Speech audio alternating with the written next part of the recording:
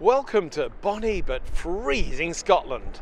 I'm here with my McDod tartan scarf, which I've just purchased because it is just so cold here. Now with me is one of the world's most famous philosophers, David Hume.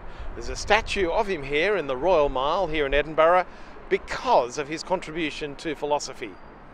Now, philosophy students like to come here so that they can actually touch the toe of David Hume and say that they've done it. Now one day there just might be another statue here to a guy called Alex Salmond.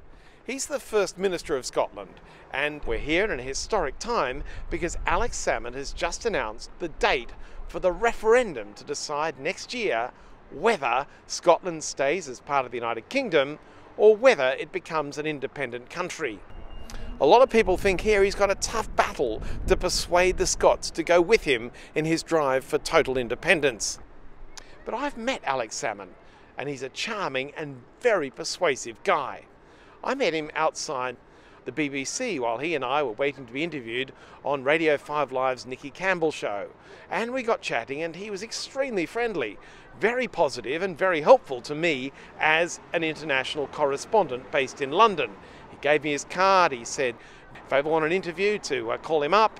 And he was overtly friendly and very proactive to the media, which is what he's like here in Scotland, and one of the reasons that his image as a politician in a place where a lot of people really don't like politicians is amazingly positive.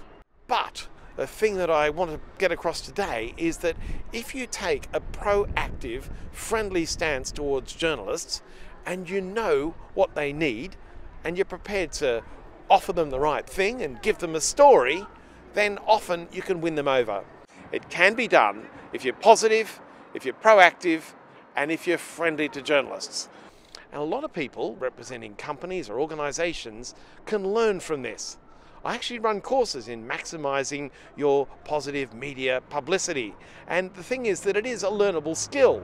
When you learn what journalists want, and you learn that it's a good idea to be friendly to them, amazing things can happen. A lot of people are scared of journalists. They think that, if they actually make contact with them, they'll be chopped up into little pieces in tough devil's advocate interviews. And sure, that does happen sometimes. But if you know what you're doing, if you've really got a story which you can interest the world in or interest your local community in, then making friends with journalists makes good sense. So we can all learn from Alex Salmond, which is why, over the next year or so, he just may pull it off. And by the 19th of September, given his charm, given his persuasive style, given his positive interaction with the media, who knows, he just might do it and give a media management lesson to us all.